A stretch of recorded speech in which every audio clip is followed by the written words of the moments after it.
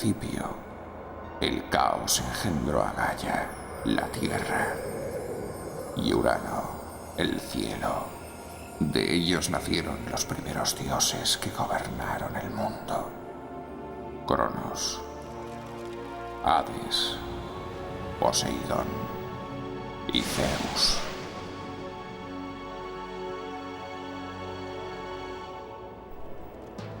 A lo largo de los siglos, el hombre ha creado muchos mitos.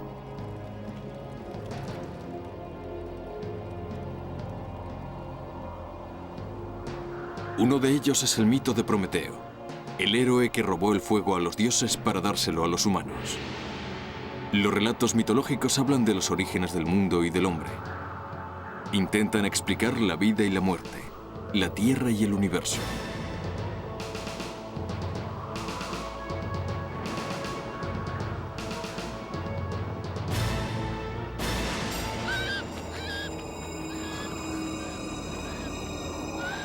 Prometeo concedió al hombre el don del conocimiento, y por eso sufrió la ira de los dioses.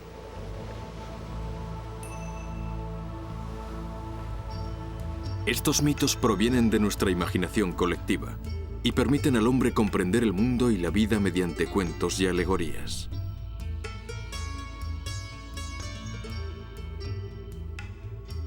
Durante generaciones, los seres humanos hemos vivido en un mundo de mitos.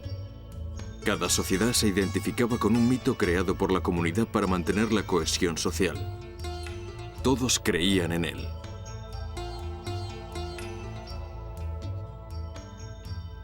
Hoy los mitos son vistos como una construcción de la mente, una ilusión, un espejismo.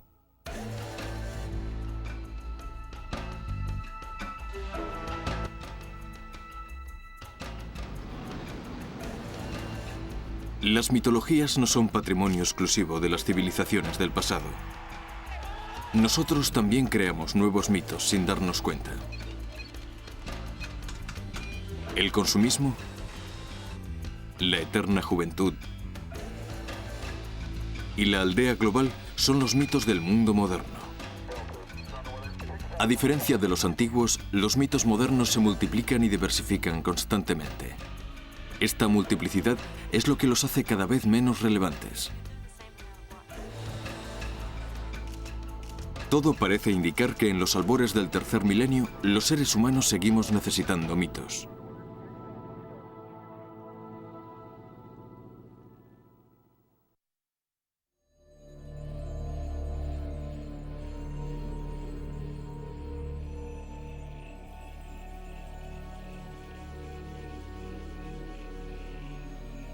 Siempre nos hemos estado preguntando ¿de dónde venimos? ¿A dónde vamos? ¿Y por qué estamos aquí? Estas preguntas sin respuesta siguen atormentándonos. Por eso inventamos historias que apacigüen nuestros temores.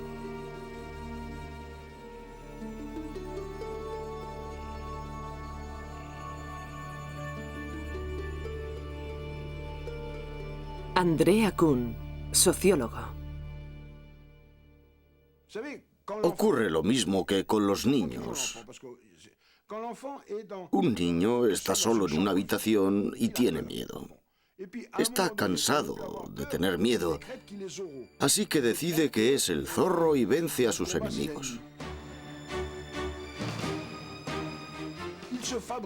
Se inventa una historia que haga de su mundo un lugar menos aterrador. Creamos mitos, historias, cuentos y ficciones históricas con ese mismo objetivo, calmar nuestros miedos.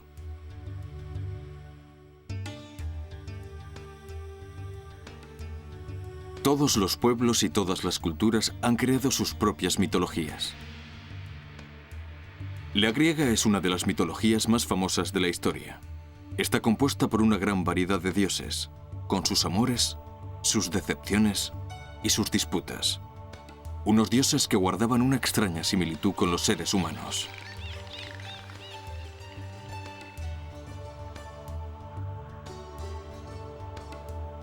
La civilización griega estaba llena de mitos. A pesar de ello, fue la sociedad en la que 500 años antes de Jesucristo quedarían sentadas las bases de la explicación racional del universo.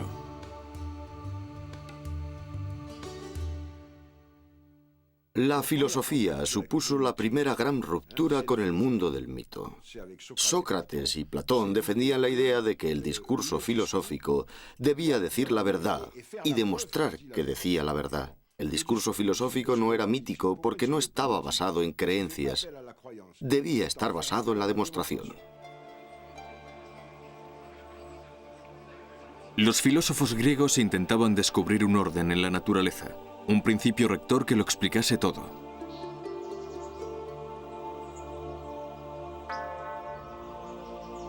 El monoteísmo, que ejercería una gran influencia en los siglos posteriores, intentaba hacer lo mismo. El monoteísmo sería la segunda gran ruptura. El monoteísmo sostenía que solo existía un Dios, que había creado el mundo y la humanidad, y que el hombre y el mundo debían vivir en armonía.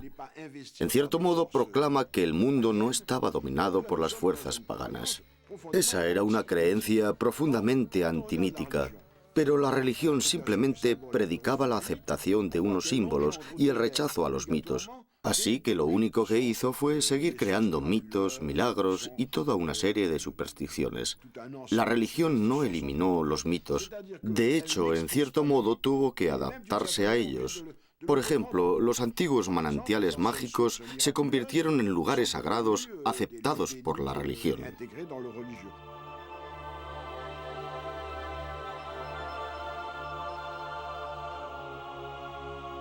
El cristianismo, basado en la creencia en un Salvador, crearía lo que se convertiría en el primer mito moderno.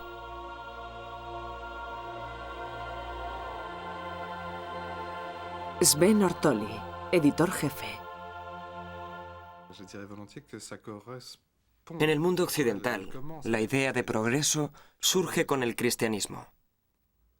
El cristianismo dice que en este mundo puedes pasarlo muy mal. Puedes ser torturado, arrojado a los leones o ser acribillado por las flechas. Pero al final está el paraíso, un lugar maravilloso en el que eres un VIP. Eres el más importante. Esa idea iría evolucionando poco a poco.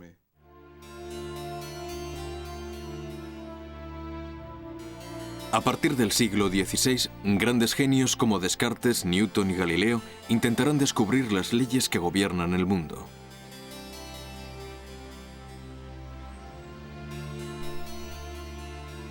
Con ellos nació el pensamiento científico, basado en el principio de que todo fenómeno tiene una causa.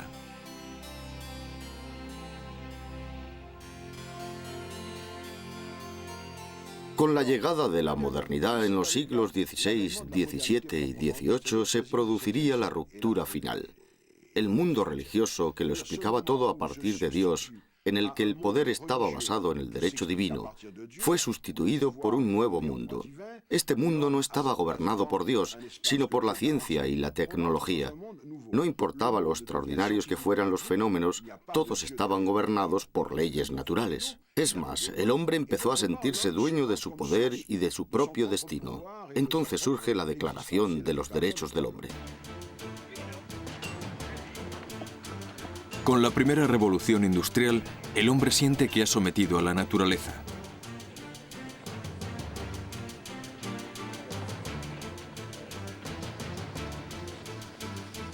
Siente que puede dominar el mundo, satisfacer sus necesidades y asegurar su supervivencia.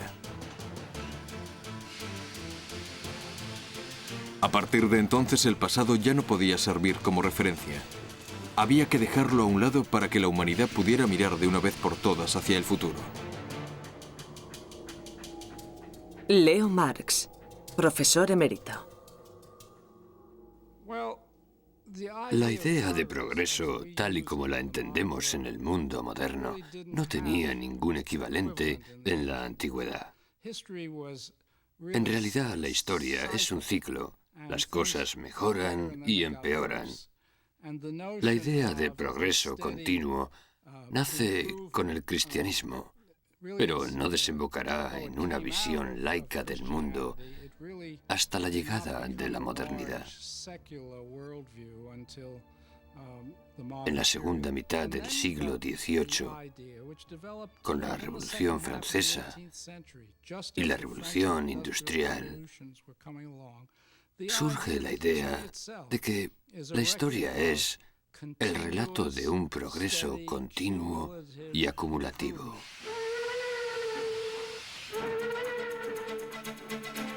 A comienzos del siglo XIX aparece una máquina excepcional. Impulsada por un motor a vapor, tenía una característica única: la movilidad.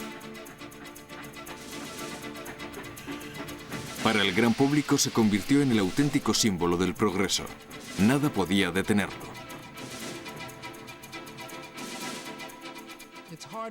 Aunque parezca increíble, el ferrocarril representó el primer avance importante en los medios de transporte terrestres desde tiempos de los romanos. Durante 2000 años se utilizó el mismo tipo de carro tirado por caballos. Y de repente encontramos la forma de sustituir la madera por el hierro y la energía animal o del viento por una energía fabricada por el hombre. Podíamos transportar objetos y personas a una velocidad muy superior y en grandes cantidades. Para la mayoría de la gente, esto era como un milagro.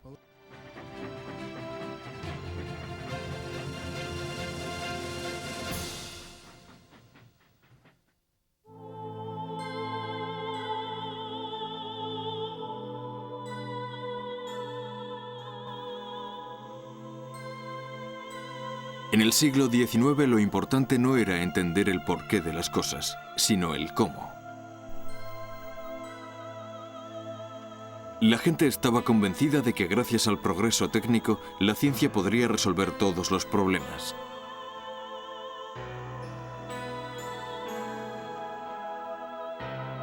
Con el culto a la ciencia, esta se convirtió en un mito, en una nueva religión. Al igual que cualquier otro mito, la ciencia ofrecía respuestas a todas las preguntas. Muchas teorías científicas de la época pueden parecernos muy extrañas hoy en día, pero tenían una ventaja: eran tranquilizadoras.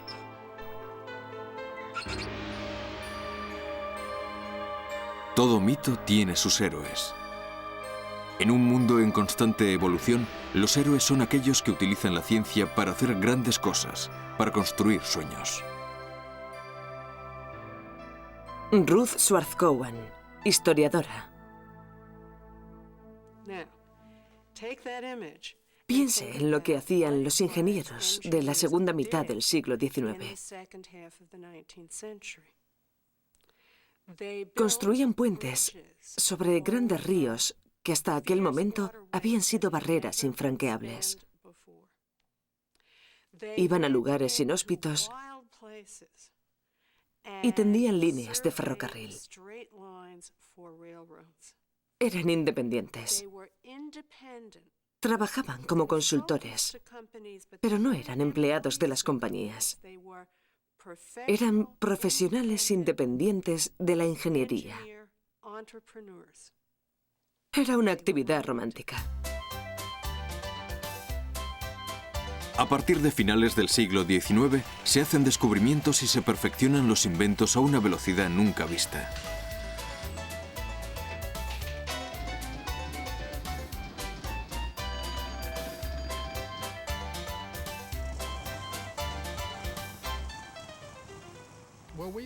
Solemos considerar el periodo que va desde 1890 hasta la Primera Guerra Mundial como una segunda revolución industrial. En esa época aparece el automóvil, el avión, la red eléctrica. Bueno, eso fue un poco después. Todo eso supuso un gran cambio.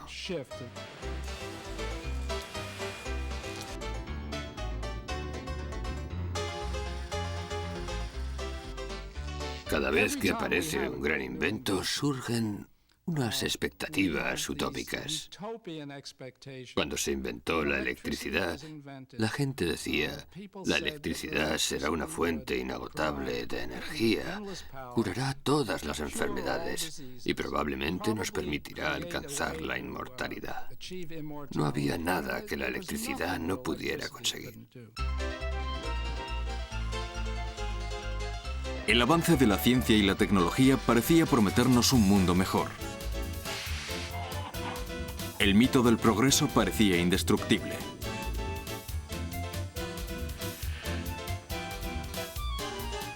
Philippe Breton, profesor de comunicaciones.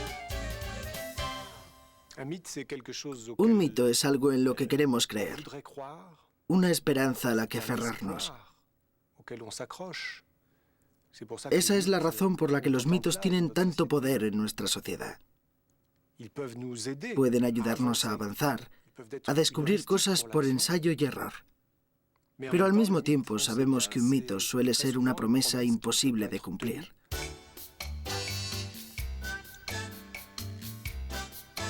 Antes se pensaba que la electricidad liberaría definitivamente a las mujeres de las tareas del hogar. Pero la realidad resultó muy diferente.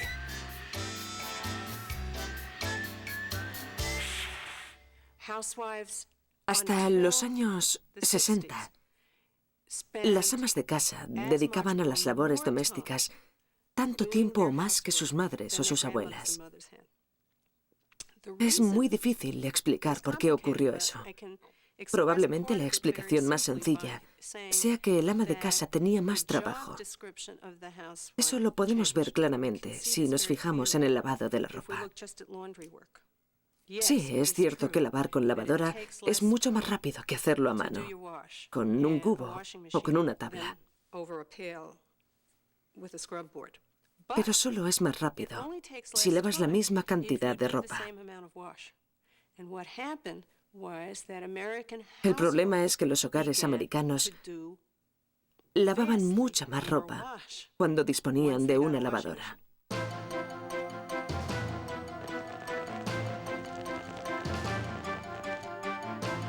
En los años 40 se produce un descubrimiento que parecía aún más importante que el de la electricidad.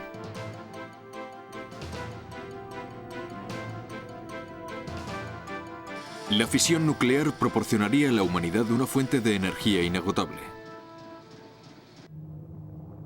El progreso estaba fuera de control.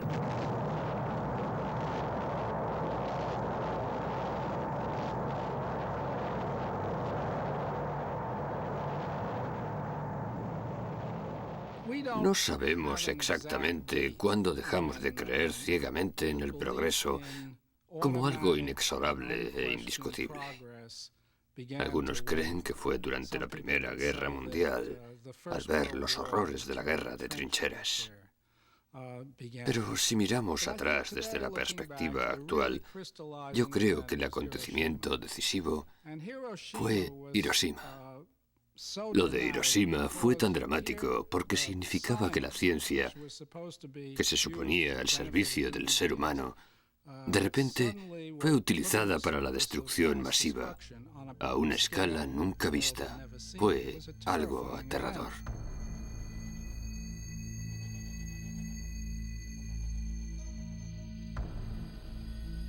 La explosión de Hiroshima crearía en nosotros una nueva inquietud. El ser humano había perdido el control del progreso científico.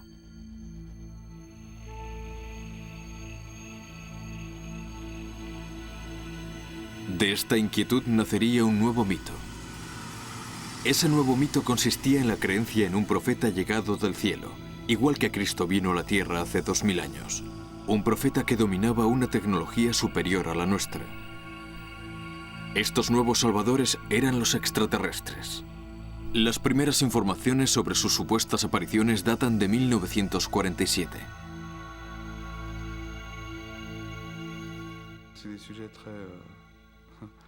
Este es un tema muy sensible para aquellas personas que creen en los extraterrestres.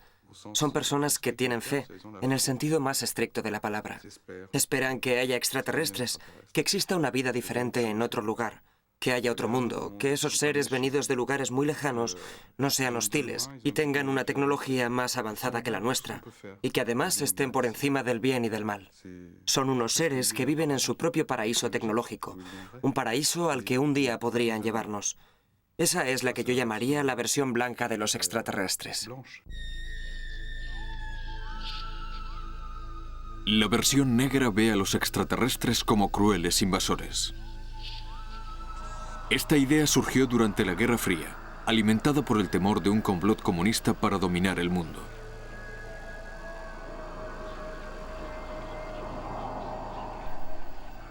Muy pronto se empezó a hablar de extraños encuentros y secuestros.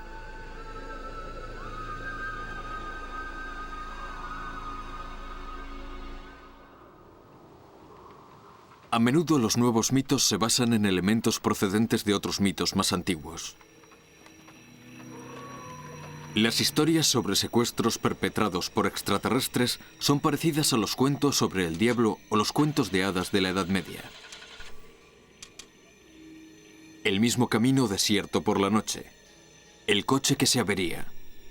Antiguamente era el caballo el que se negaba a seguir caminando.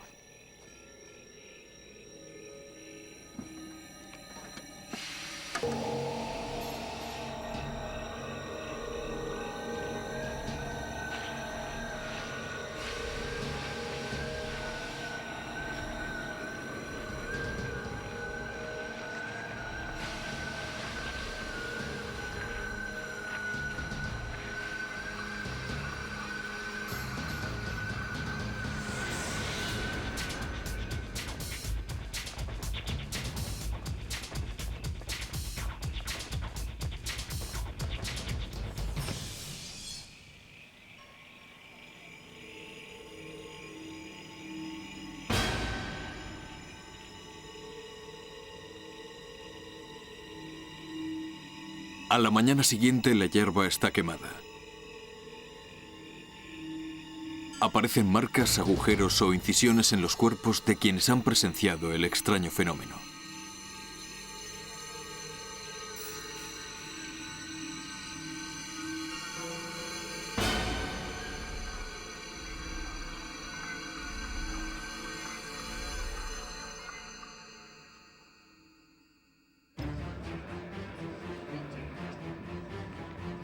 Durante los años 60 continuaría la desconfianza y el escepticismo frente a la ciencia. Los primeros grupos ecologistas mostraban su preocupación ante los daños que el hombre estaba provocando en el equilibrio natural del planeta.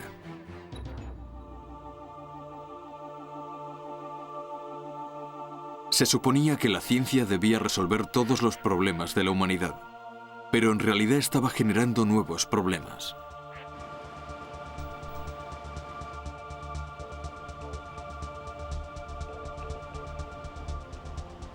Quienes creían en el progreso a cualquier precio decían que había que hacer algún sacrificio para que la humanidad viviera mejor.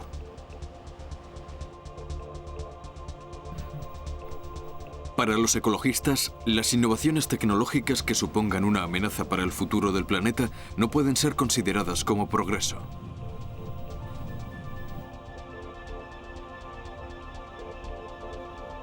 Los científicos están en el centro de la polémica. ¿Podrán mantenerse al margen? Las nuevas tecnologías plantean cada vez más problemas éticos. La opinión pública asiste con preocupación a los avances de la manipulación genética y la clonación.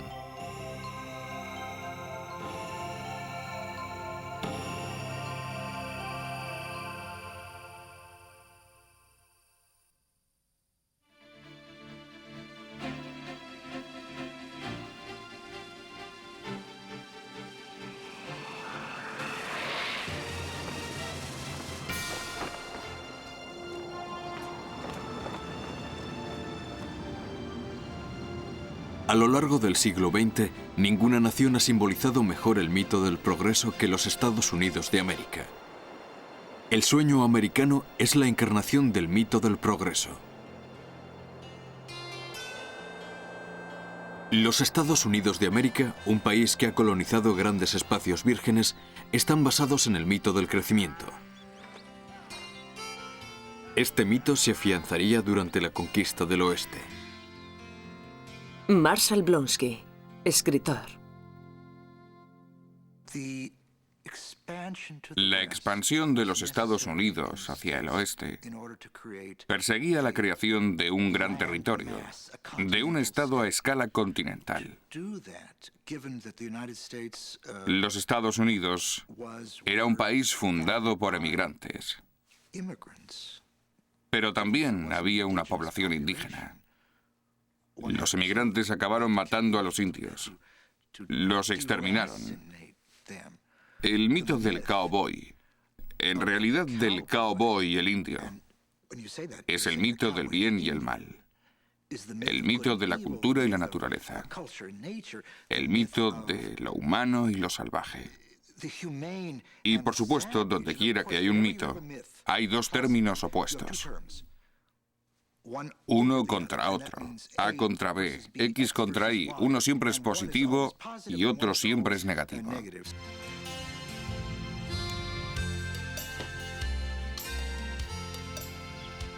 Había que conquistar la naturaleza. Los pioneros tenían que construirlo todo. El pasado no existía. Tenían una prometedora vida por delante. Todo era posible.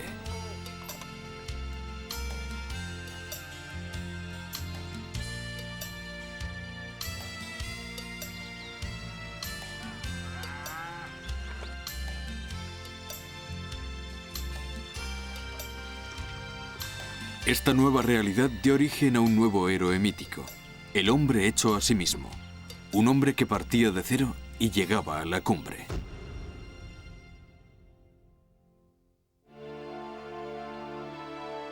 En la imaginación de los americanos, la familia Kennedy encarnaba perfectamente este mito del éxito.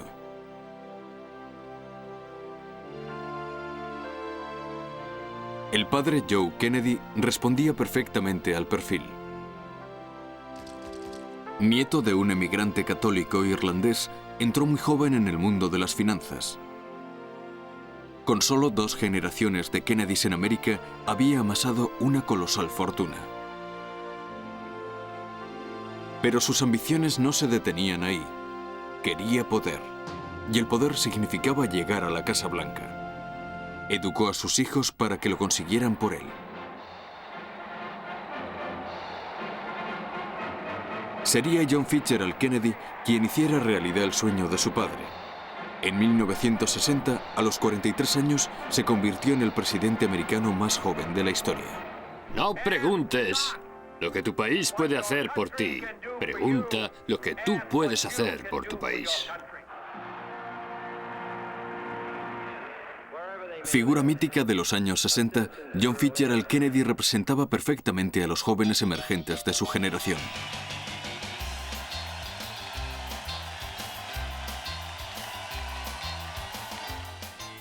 Naturalmente, hay que tener en cuenta que hasta aquel momento, América, o mejor dicho, Norteamérica, había sido un país muy reprimido sexualmente. Elvis Presley sabía muy bien cuál era su papel. Tomaban primeros planos de sus genitales, de su ingle, se movía sensualmente. Su pelo negro perfectamente peinado y su forma de tocar la guitarra resaltaban su sensualidad. Era el nacimiento del rock and roll y se produjo una supuesta liberación de la sexualidad, que en realidad no era más que la creación de un nuevo mercado, el mercado de lo adolescente. Aparecieron todo tipo de productos para los adolescentes, como el fijador para el pelo, los calzoncillos cortos para los chicos y las braguitas para las chicas. John Fitzgerald Kennedy, Elvis Presley, Marilyn Monroe. Todos ellos se convirtieron en auténticos iconos gracias al nuevo poder de la imagen. Los 3 tenían una característica común que los convirtió en mitos. En primer lugar, murieron. Y murieron de una cierta forma. Murieron jóvenes. No conocieron la decadencia de la vejez. Ese tipo de muerte, como el suicidio o asesinato, según las fuentes, de Marilyn Monroe, o la muerte de Elvis, tiene una ventaja. les lanzó a la inmortalidad. En cierto modo no compartieron el destino del resto de los mortales. Tuvieron una muerte mítica.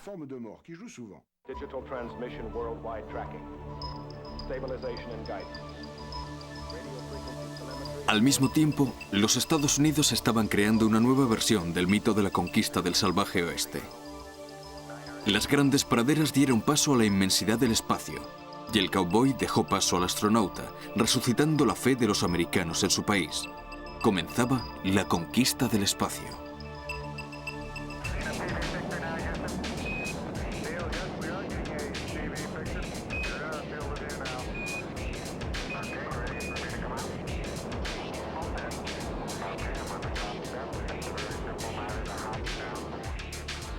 En lugar de los indios, los malos de este nuevo mito serían los soviéticos.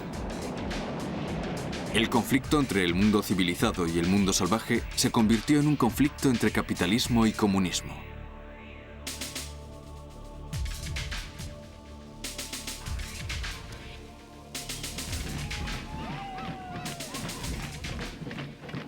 Tras la caída del muro de Berlín, la URSS dejó de representar una amenaza.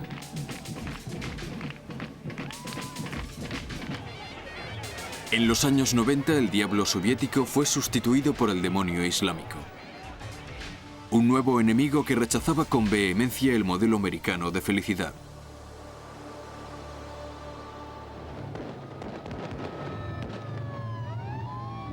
Pero la mitología de Hollywood sigue haciendo soñar a la mayor parte del mundo.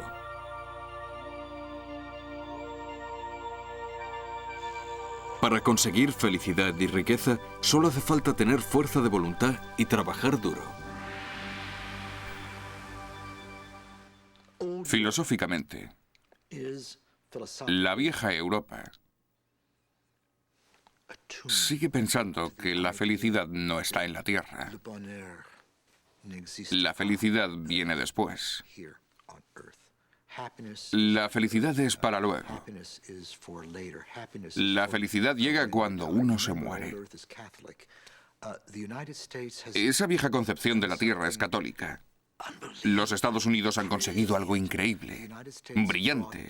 Los Estados Unidos han traído la felicidad a la Tierra. Han convertido el futuro en presente. Los Estados Unidos han conseguido hacer realidad una utopía.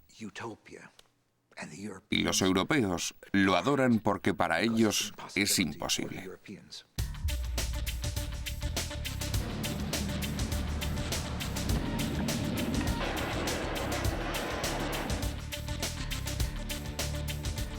Lo más fascinante del sueño americano es su grandeza.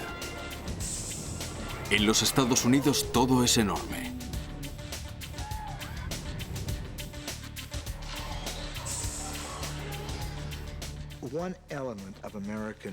Uno de los elementos del mito americano es el exceso.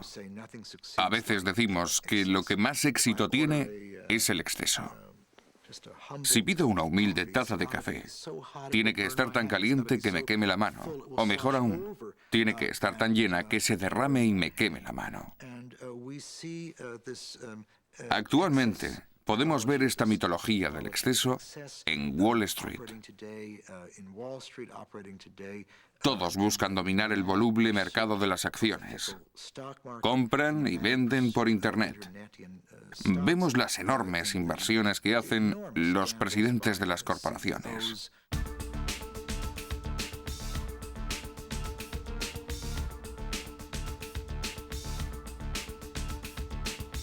Este exceso vale para todo: riqueza, pobreza y violencia. Ello convierte a los Estados Unidos en un país mítico lleno de paradojas y contradicciones.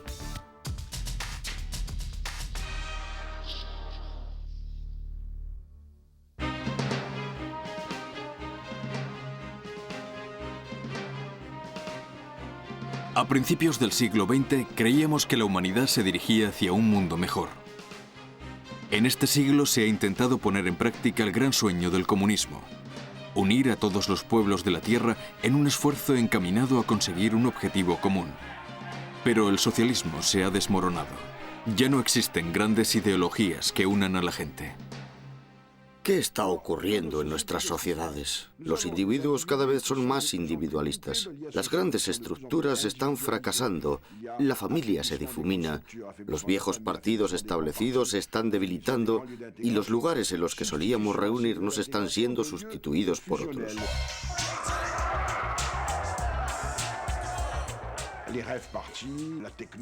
Los rave party, el techno, las principales competiciones futbolísticas, las grandes experiencias colectivas, son acontecimientos centrados en mitos, basados en la idea de que hay algo que nos une y un lugar en el que podemos estar juntos.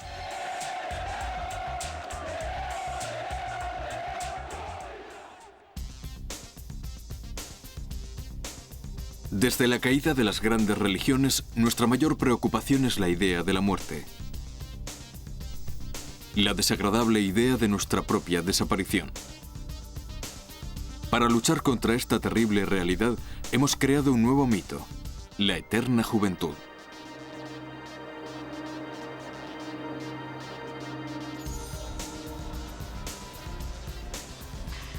Los gimnasios se llenan de personas que siguen un programa de entrenamiento personalizado.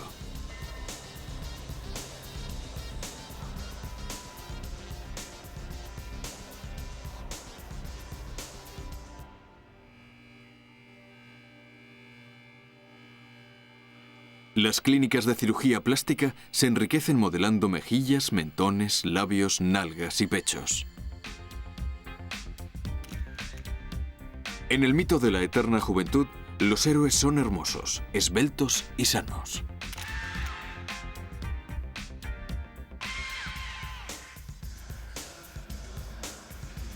Muchas personas sueñan con una imagen mítica de sí mismas. La mayoría no la consiguen.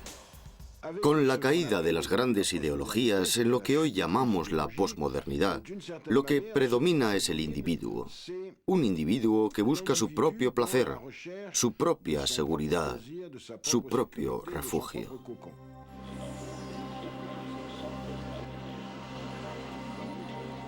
El hombre de la segunda mitad del siglo XX cree que puede comprar la felicidad por medio del consumo.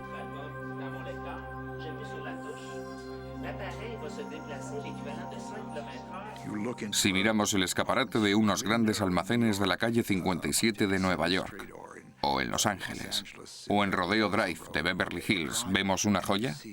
No. Lo que vemos es un objeto que nos hace sentirnos realizados. ¿Cómo? Nos hace sentirnos realizados sensualmente. Es un mito.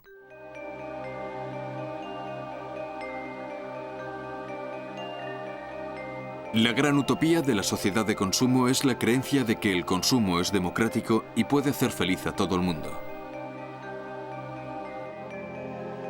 Pero algunos carecen de medios para consumir.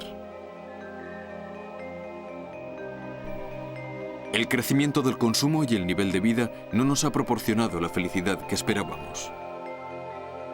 Cuanto más nos preocupamos de nosotros mismos, más solos y aislados nos encontramos. No es casual que la sociedad que posee los medios de comunicación más desarrollados sea posiblemente la más individualista. Las personas se encierran en sí mismas, cortando muchos lazos de tipo familiar, profesional, personal. Se encierran en una burbuja. Nos dicen que la comunicación nos permitirá romper ese aislamiento y volver a formar parte de una aldea. ¿Pero qué es una aldea? Es un lugar en el que por definición formamos parte de una misma comunidad. Estoy en casa, tengo miedo de la oscuridad, me siento solo, temo que mi mujer tenga un amante, que mis hijos ya no me respeten y así sucesivamente. Pienso que estoy completamente perdido en un desierto. Entonces veo un programa de televisión y me doy cuenta de que hay otros hombres que lloran, que son engañados por sus mujeres, que no son respetados por sus hijos. Es decir, de repente he descubierto que hay más gente como yo y me siento mejor. Si no soy el único, el problema no es demasiado grave. A pesar de ello, la televisión nos divide. Crea un abismo entre las personas que aparecen en la pantalla y las que están en casa viendo el programa. La gente que sale en la televisión simboliza un cierto poder que nos fascina. Esas personas que salen en los medios de comunicación independientemente de su aspecto físico, trabajan para convertirse en figuras mitológicas y lo están consiguiendo, porque me atrevería a decir que en América todo el mundo quiere aparecer en los medios de comunicación. ¿Qué significa eso? Que todo el mundo sueña con salir por televisión, con ser reportero o presentador, o aún mejor, que su imagen sea vista por millones de personas. El sueño es aparecer en los medios.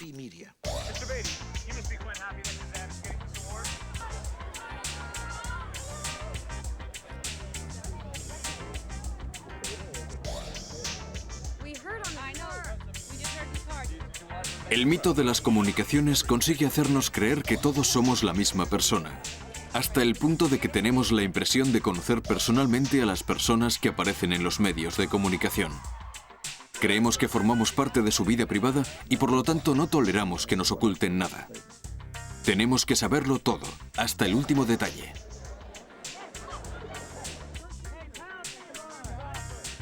Vivimos en una sociedad que sueña con la transparencia total, con saberlo todo. Exige una honestidad absoluta. En realidad, ese es un mito totalitario. Eso no es posible.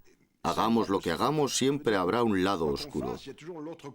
Por tanto, ese mito de la transparencia total se convierte en un requisito muy inquietante. La transparencia total llevada al límite es una forma de totalitarismo. Es la destrucción de un espacio privado que me pertenece.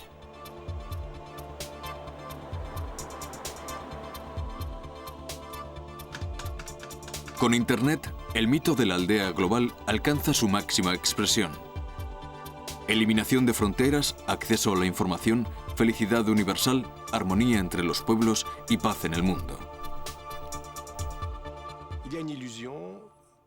Es una ilusión. La ilusión de una sociedad cuyos miembros no se ven casi nunca, pero se comunican muy a menudo. Una sociedad en la que los vínculos sociales son cada vez más impersonales. Una sociedad en la que podemos comunicarnos con todo el mundo sin salir de casa, sin implicarnos gracias a unos sistemas de comunicación irreales. Pero como sabemos, la forma de comunicación más humana, más viva y más productiva es cara a cara, viendo directamente a la otra persona.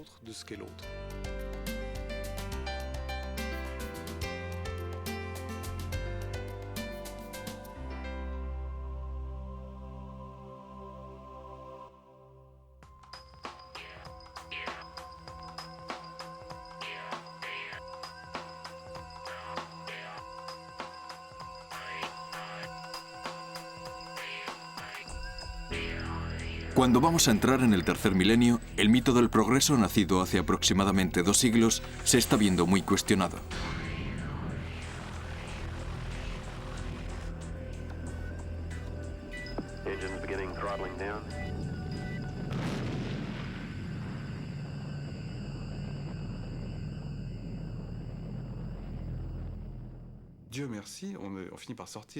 Afortunadamente, hemos rechazado la idea de que el progreso científico equivale a progreso humano, a felicidad. Hemos empezado a decirnos a nosotros mismos lo que le contestó Montaigne a Rabelais, que la ciencia no tiene conciencia y es la ruina del alma. Necesitamos elaborar un plan que nos lleve a una sociedad mejor, a un mundo mejor. Pero para ello, no basta con establecer nuevas leyes físicas o lanzar un nuevo modelo de coche. La ciencia y la técnica no pueden hacer eso por nosotros. El hombre sigue buscando la felicidad, pero cada vez está menos seguro de que el progreso sea la forma de alcanzarla. Algunos incluso dudan sobre el verdadero significado de la palabra progreso.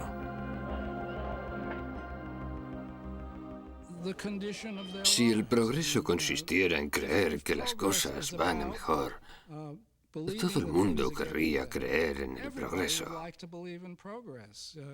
Pero creo que a medida que pasa el tiempo, vamos dándonos cuenta de que la pregunta crítica es: ¿cómo medir el progreso?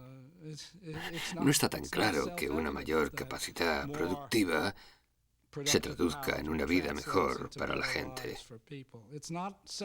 Tampoco está nada claro que ir más rápido sea mejor o que más sea mejor.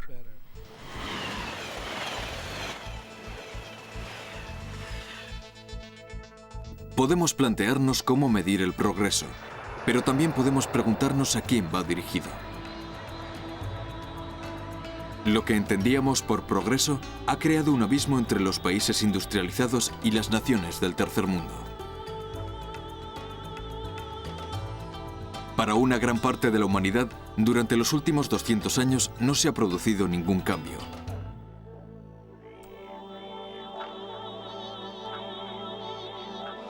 Lo mismo se puede decir del mito de las comunicaciones. La aldea global refuerza los vínculos entre los individuos, pero no les permite aglutinarse en torno a ideales comunes.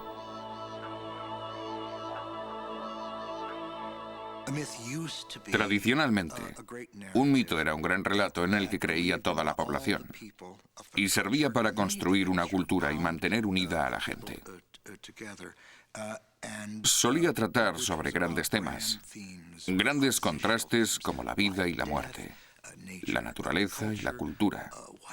¿Qué ocurrirá cuando yo desaparezca? No hay problema, iré a otro mundo. El mito moderno está trivializado porque nosotros mismos somos triviales. Los mitos modernos no resuelven problemas de ese tipo, como la contradicción entre vida y muerte o naturaleza y cultura.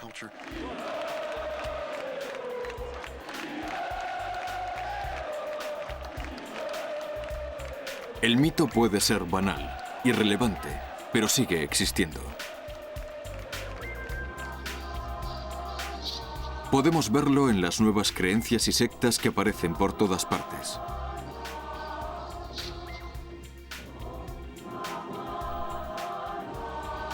También podemos verlo en el fervor cuasi religioso con el que la gente adopta nuevos estilos de vida. Lo que caracteriza a la sociedad actual es la existencia de muchos mitos que no pueden ser unificados en un mito único, colectivo, totalitario. Yo adopto muchos mitos porque estoy en muchos ambientes. Pertenezco al ambiente X y por eso voy a una rave party. Pertenezco al ambiente Y y me gustan los deportes. Pertenezco a muchos ambientes limitados y cada uno tiene sus propios mitos.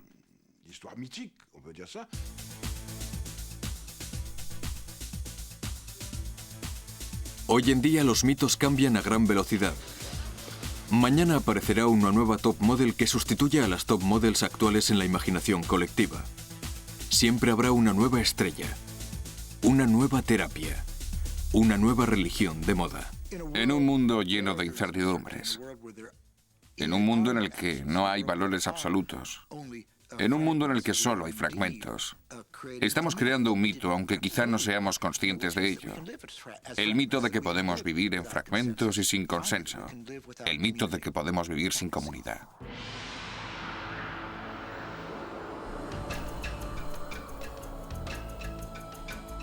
Las gentes de hoy, al igual que las de ayer, necesitan mitos porque no pueden soportar la realidad. Somos incapaces de aceptar que la vida humana se limita a nacer, vivir, reproducirse y morir. Sentimos una necesidad visceral de dar a nuestra existencia un significado más elevado. Eso es lo que nos proporciona el mito. Se ha dicho que el hombre es una máquina de fabricar dioses. Yo creo que el hombre es una máquina de fabricar mitos que le permiten ocupar su lugar en el mundo. Los mitos son historias que nos permiten ocupar nuestro mundo y hacerlo más habitable. Eso es todo. Los mitos seguirán existiendo. Mientras seamos seres humanos, tendremos que vivir con esta angustia. Seguiremos haciéndonos las mismas preguntas sin respuesta.